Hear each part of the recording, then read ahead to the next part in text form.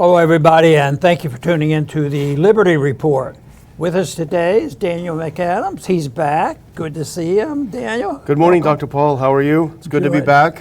Doing well, doing well. Thank you. And the big question is, we're going to be talking about what's in the news. Yes. we couldn't avoid, I think there's a gentleman we've heard of, they've indicted him and impeached him twice, so he must really be a bad guy. So we got to find out what's going on. But, Politico reports on it. Half the time they get half of the information right. But Politico says they sent out one. They said, this is the cheat sheet. Try to keep up and keep track of this. But this is astounding, what has happened to the whole system of justice. And everything is political. And the people who are supposed to be in the driver's seat, which are the Democrats, because they control the presidency and the justice system as well as the Senate. So they're really in the driver's seat. So they get done what's done. When they were in charge of the House, I think they impeached Trump twice. That's historic, So he has to be bad guys, and now there's a new one come up, and he has to be arraigned in Miami, on Tuesday. And everybody's holding their breath and wondering what's going on. But they're mostly wondering, what the political ramifications are. But my assumption that I start with is that the opposition, which involves Republicans and Democrats, some Republicans, the rhinos, and the people who are jealous of Trump, as well as all the Democrats in the justice system, they are all, determined to make sure that he is canceled from ever running. Well, some of them ever running for office. They certainly don't want him running. It must drive them nuts to find out that Trump's doing pretty well in the polls. That even if he were president, they can't stop him from serving. But that it has to be done. I think the Trump is the issue, and the Democrats, and the way this is done, is a political thing, not a legal matter. And I think that's the thing. That's the big issue going on. But the thing of it is, they're doing this in the midst of a large majority of Americans are sick and tired of it all. The questions they ask is, which side suffers the most? But the Democrats must think they're doing quite well. They just add them on, and they're going to gain credibility. But one of the bottom lines is that helped me one time when they were really blasting me for my foreign policy. Was going on, and it was a great fundraiser. Trump's finding out it's a great fundraiser because he's not getting less popular. Loyalty is increasing, and the people who are already there are more determined because they see what it looks like to me, and that is, this is a pure political stunt. It's a disgrace, and it'll be interesting to see what happens, how this works out. But there's anybody guesses, because every day you read this, they can't. This guy can't survive the system. But I'm not going to be surprised if for some reason he comes out ahead, even after he's arraigned on Tuesday, and they keep going after him. It looks like that might be one of the best things going for him right now, because it hasn't let up on his fundraising. Yeah, and you know what they say, oh, well, this is just justice. We can't ignore justice. This is not political at all. Yeah, I don't think that is really carrying the day right now. If anything, it is political justice. I think you wrote about it this week, and this sounds like something out of a banana republic. You've got the main opposition leader whose polls are better than you, when your own polls as a sitting president are in the basement, or as you pointed out, or in the gutter, or the toilet, or whatever.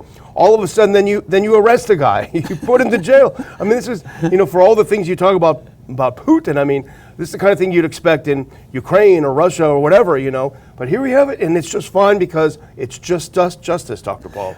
Don't you think somebody in the advertising business could be creative enough to use a a picture of some bananas when the Democrats are talking, to just remind them that they're talking as if they belong to a banana republic. But I don't know. So Trump indictment will be on Tuesday, and I predict that he'll survive it. I predict he'll probably raise a lot of money on Tuesday, and in a way, because it seems so unfair, and we have more information even to talk to about today, how disruptive this system has been, on January 6th, and all these things going on. So even if you don't especially endorse and really like Trump, the other side is so evil in many ways and so dishonest that you just don't like to see them get away with it. And I think we work hard to try to sort it out. And then when some of his problems he's having right now, you and I have talked about it. Sometimes he wasn't the best person to appoint his people to be behind him. Some of them are right there against him right now. Well, what's his name? Barr. Put on the first clip, because this is kind of what we're talking about. This is from Politico. It's a Trump indictment cheat sheet, what to know about the classified documents case. Now we know all the details, and our job really isn't to go into the details, Dr. Paul. We'll let someone else do that. But actually his face is blocked on this screen. But ours is to, our job, is to look at the bigger political picture regardless of the specifics of the indictment. And here's the bigger political picture if you go to the next one, and you mentioned it in your opening. Trump faces 100 years behind bars if he's convicted of federal charges, including espionage. So yes, you're going to arrest former sitting president and charge him with being a spy for another country. Now, haven't we already gone through this? Didn't the Durham report already say that no, in fact, he's not that? Well, here they go. So it's so over the top, Dr. Paul, that it's, as you say, it's almost comical. But really, are they going to put Trump away for 100 years over these couple of boxes of documents? Yeah, backfiring is a good word, but it might not be strong enough, because the more they do this, the more it seems to hurt the Democrats. But I think they're driven, by the main issue of hatred. And I think when you're, just saturated with hatred, and that's the whole thing, I think they lose their ability to think straight. And this whole idea, but if Trump was going down in the polls and he couldn't raise any money and he was on his way to jail or something like that, but everything they've done has turned around, and I think really has diminished the Democrat position. And normal people would say, well, hey, what about Hunter Biden? What about all those things that Hunter Biden has been? I mean, if you've seen some of that laptop stuff, I do not recommend you going, Dr. Paul. They put up the contents of his laptop on a separate website. I looked at it for about 3.1 seconds, and it's unbelievable. So what about Hunter Biden? What about that $5 million bribe, was it, that each of them supposedly got from a whistleblower, said, look, here's what's going on, and they're slow walking the case against Biden. Well, what aboutism? Okay, what about that? What about Biden's documents? He basically had a few boxes sitting next to Hunter's crack pipe, probably, in the place where Hunter was living. Nothing about that, only about this, these 100 years that President Trump is facing. But, if we engage in this, well, what aboutism? The mainstream media, Dr. Paul, is only there to help us. And here's what they say. Here's what CNN says, if we can put that next clip up. Why Trump's comparison to Biden's 1,850 boxes is a false equivalency. So don't even think about it. It's a false equivalency. The Washington Post, not far behind, is also helping us out, Dr. Paul, relieving us of our concerns that there might be something together with what Biden has done. Let's put this next one on. They tell us why Trump was charged on secret documents and Clinton and Pence were not. And you could add Biden to that as well. So it's very, very different when Trump does it, Dr. Paul, than when all of these other people do it. I guess that's all we can say. And the one individual that seems to have gotten away with, maximum amount, of course, Biden and his family and all, but it's Hillary. Yeah. I mean, the evidence was so strong. And there are some people that I consider expert and more objective and compare the two cases of Trump versus Hillary. And there's been pretty strong cases made that what Hillary was doing was much, much worse. And you know, it isn't so much that we absolutely know that, but with the information available, that's their conclusion. But the whole thing is, we're never going to see. Maybe we should say never. Maybe the justice system will wake up from the dead. Yeah, you know? yeah. But right now, she's probably snickering. You know, you can't touch me. She's gloating because she put out a tweet over the weekend where she was wearing a baseball hat that said, "But her emails." So she's literally gloating over the fact that Trump's getting busted and she's not. So it's pretty amazing. But you know, this is the thing that you said. We talked about this earlier before the show, and you were written about it too. Is that what they've done? And you say even stronger than Backfire. I think you're right. But what it does is, okay, we know that Biden's numbers are they're never going anywhere good. His whole Ukraine thing is a disaster. The economy is in the toilet. Everything. It's never going to get better. But what they've done is they've forced Trump's opponents in the Republican primary to actually defend him, which is remarkable. Talk about an own goal. Put this next one up because he has really no other choice. This is from the PBS NewsHour. DeSantis condemns Trump indictment, and he has to. What's he going to say? And put this next one. Here's the quote from DeSantis. The weaponization of federal law enforcement represents a mortal threat to a free society. We have for years witnessed an uneven application of the law depending upon political affiliation. Why so zealous in pursuing Trump, yet so passive about Hillary or Hunter? And Dr. Paul, even Lindsey Graham, who doesn't often come up with anything that's makes any sense, even he has to say something. Go next, because here he is, I think, quoted in the Washington Post. He says, I think Donald Trump is stronger today politically than he was before. Most Republicans, he added, believe the law is used as a weapon against Trump.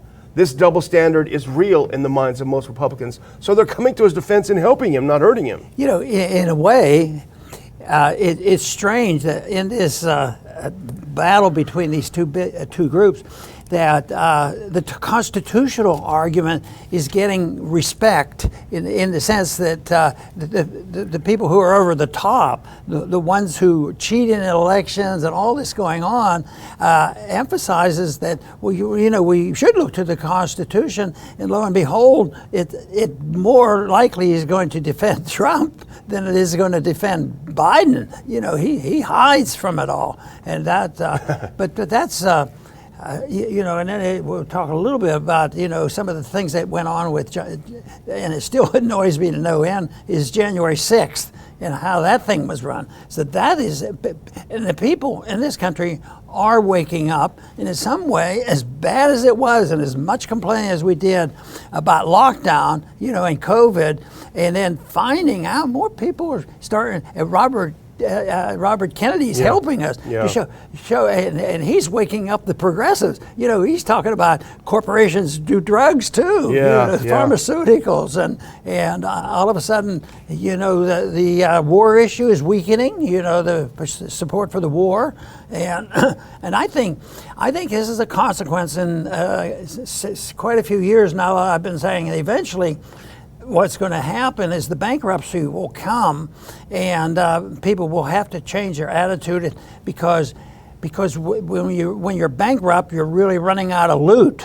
and now that's what they're fighting over, is the loot and power, political power, and just look at that nonsense about extending the debt limit. Yeah. Oh boy, well, don't you feel a lot better that we've extended the debt limit? That was wonderful. Bipartisanship. Oh yeah, exactly. Well, I tend to be a little bit less optimistic about you. That's just my nature. But I do think you're right. There does seem to be some reason to celebrate, because I think some things are coming out. And you mentioned COVID. But our next story that caught our attention over the weekend is something else coming out, which is some of these videos from January 6th are telling rather a different story. If we can put this next one on. Now, this is from a conservative PJ Media, but they're citing leaked videos shows DC cops were rioters and instigators at the J6 protests. And these are verified GoPro videos that were taken on that day. And it's telling a different story about the role of the police, and I think that has not been sufficiently explored. If we can go to the next clip. This is from that article. Congressman Barry Loudermilk from Georgia says the authenticated GoPro video raises the question of why police officers, who are identified as intelligence officers, were working to stir up the crowd of protesters instead of working to stop an assault on the Capitol. And continuing from that article, at one point in the video, the unidentified police officer equipped with the camera said to another that he thought the idea was to get people inside the Capitol building and trap them inside.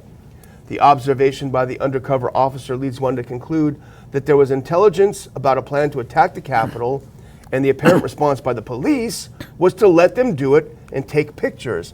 That is very different than what we've been told. You know, this explains why they had to stack the deck on those so-called hearings as if that was a legal process they were doing. So, but it explains why they never got to see the information that would serve the defenders. That they weren't allowed to see these films, and now they're starting to. But you know, I think there's a law against entrapment. You know, it's a vicious thing. It's a crooked police operation, and you know, planning. Oh yeah, we have to go in quietly and find out what they're doing, what they're talking about, because they might be planning the overthrow of the government, but they might also be conspiring to. Destroy the system too. So I think now we're seeing there were various people in there. There's probably FBI, CIA agents, the Washington police, and then Nancy Pelosi was in charge of all this. So that was just horrible. So I'm sure there was a lot of encouragement. The incident you just cited was an encouragement, but entrapment sometimes is even more sinister in that they long-term planning, they don't know who they are, and they become one of the gang, and they say, well, let's do this, let's go break that door down, and it's terrible, but I still think that it takes a while, but some of this is good stuff in the sense of if you're looking for a better understanding, it takes sometimes a long time for people to find out, the details of, the coup, an assassination. I know for the first year after Kennedy was assassinated, I didn't think a whole lot about it, even though I'm sure there were people thinking about it then. But over the years now, 80% of the American people said it all was a lie. It was a coup, and our government killed Kennedy. Yeah. Times two. Yeah. Well, you mentioned that Pelosi was in charge, but there was also someone else in charge, and that's Mitch McConnell from Kentucky. So what did he know? That's another big question, and no wonder they want to keep this under wraps. Well, I'm going to do one more quote from this PJ Media article, if you can put that up, because this is a little bit more evidence, and this comes straight from the cameras. You can see this happening. If you can put out that next clip, please, from the PJ Media. Go back one, please. So as the group of officers worked their way through the crowd and to the scaffolding, they joined in with the protester chants of "Whose house? Our house." So they're chanting the chants that the so-called protesters were chanting, getting them worked up. And Loudermilk said, this is the representative from Georgia, "We know it's one of their officers." And at one point he's encouraging, he's definitely helping people climb the scaffolding, and he's telling them, go, go, go. And the congressman continued, "Why is an officer encouraging people to climb the scaffolding and go up into the Capitol? Why did the Metropolitan Police Department decide to put undercover officers in the crowd? Was there intelligence that they had, or was it not passed on to the Capitol Police? And what did the Capitol Police do with the evidence, if they got it?" And the other question that I would have, and this makes you wonder too, Dr. Paul, this was reported over the weekend, if you do that next clip, why, if true, that next clip if we can please, why, if true, were dozens of Capitol Police riot helmets confiscated just before January 6th? This is a former U.S. Capitol Hill police officer, lieutenant. He's claiming that just before J6, they confiscated a bunch of helmets and other equipment. And yeah, it may be conspiracy, but it does. I don't think you would question this. It does make you wonder. Maybe it's procedural, but it's very interesting. Right. You know, the subject of Antifa came up at this as well, and I want to read a short statement that was in that article. And it says, though Antifa types were seen in the crowd and on video following the January 6th riot, media, cops, and eventually the embarrassing January 6th committee tried to tamp down, you know what I mean? Tamp down any talk about the leftist mob playing any kind of role. And then somebody made it, you know, well, I think they show up with all these kind of things. Well, they have a right to show up, but I don't think they were there to give any moral support to Trump. A lot of stuff going on there. Yeah. Well, let's move on. I would call this outrage of the week, maybe outrage of the year, maybe of the decade. But if you can put that next one up. Now, I just spent the week in California helping my mother move, and I'll tell you what, that state is an absolute disaster. I hope I never have to go back there. It's just a dump. Here's from Zero Hedge. California bill would punish parents for misgendering children.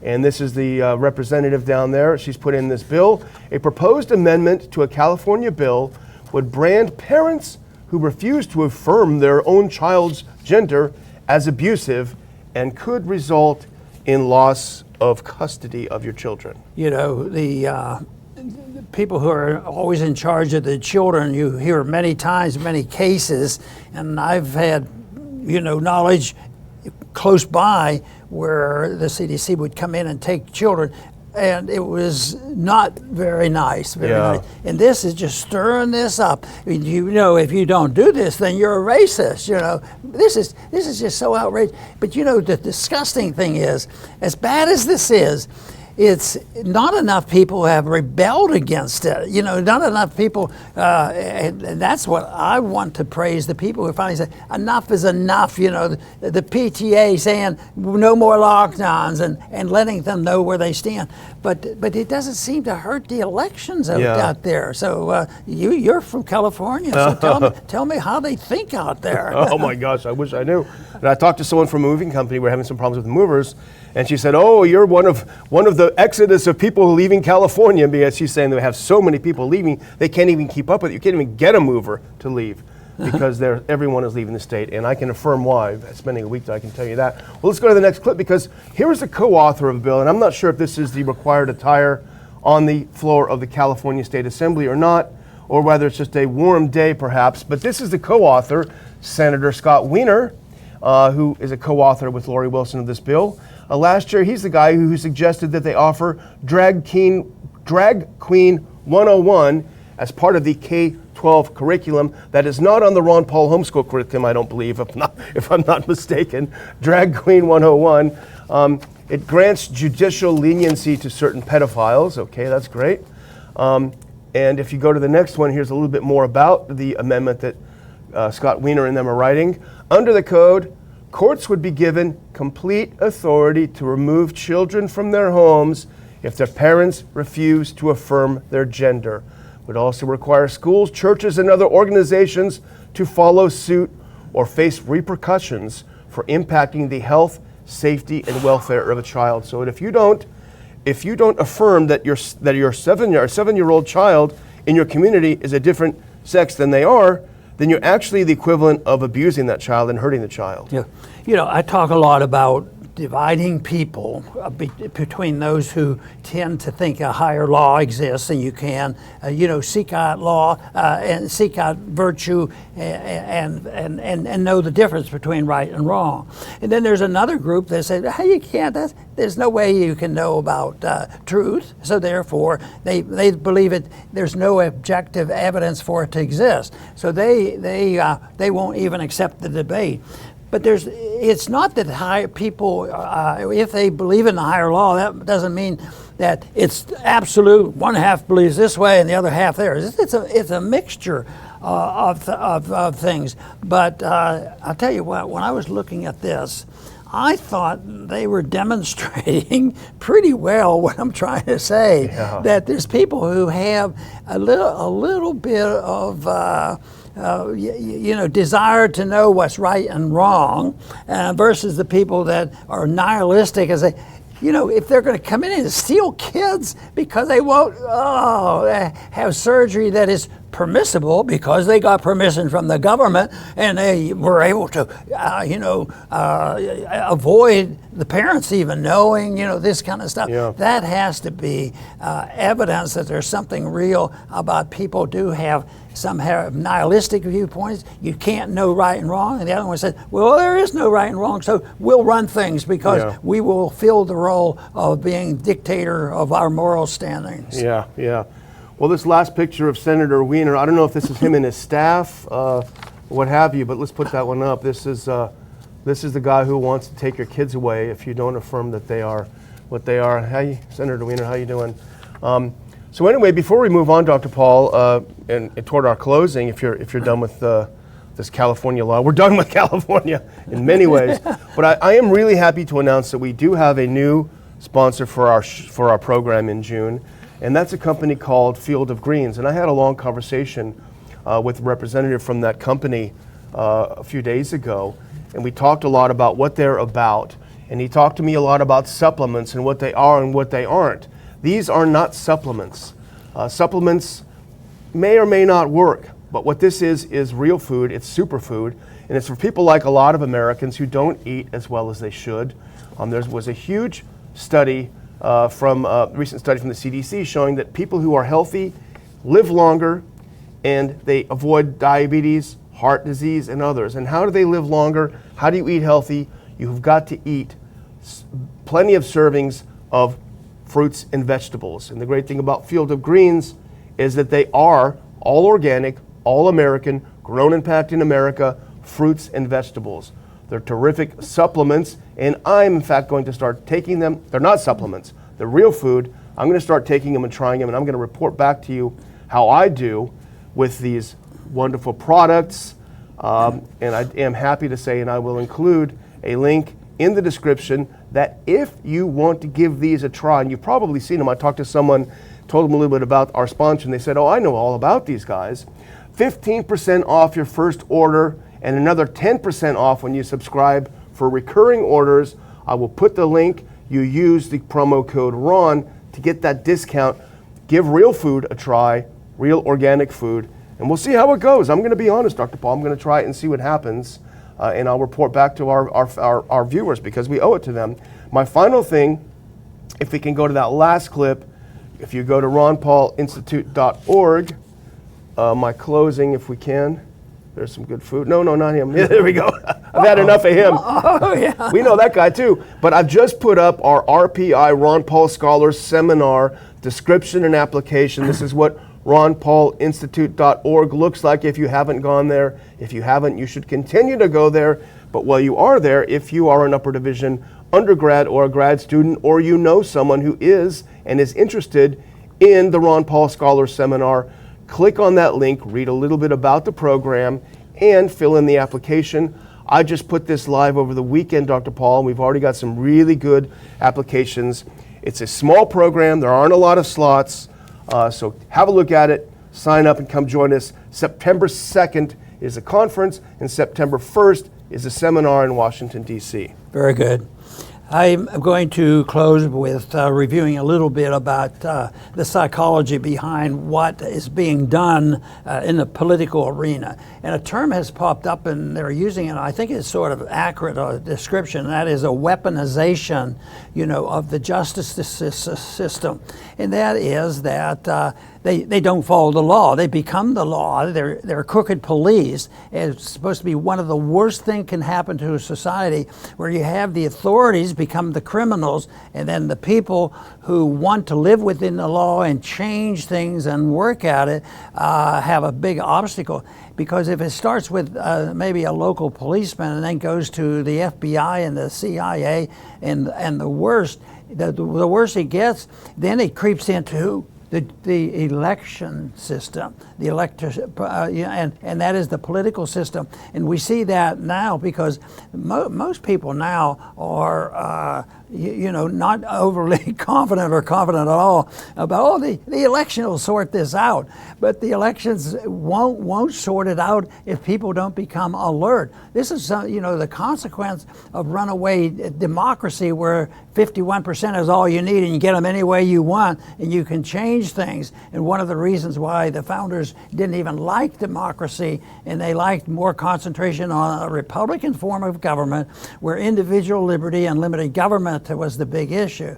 That then would invite the libertarian position, because the founders were essentially libertarian, that you have a non-intervention attitude about individual liberties and the way you live and talk and act with other people, that you're a non-intervention when it comes to economics. All economic activities are voluntary. And guess what? We're supposed to apply that to our activities with other countries, and we shouldn't be a bully.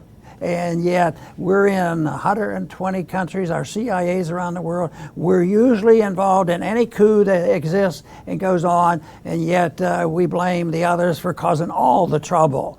So I think that a little bit of understanding of that. So weaponization, even if it's a single policeman in a local office, if it's allowed to fester and grow, you end up with what we have here. And it's a mess. But I think the most important thing we do is discover and define what is wrong, and then apply the rules that we should. And I find a lot of guidance in a higher law as well as our Constitution. I want to thank everybody for tuning in today to the Liberty Report. Please come back soon.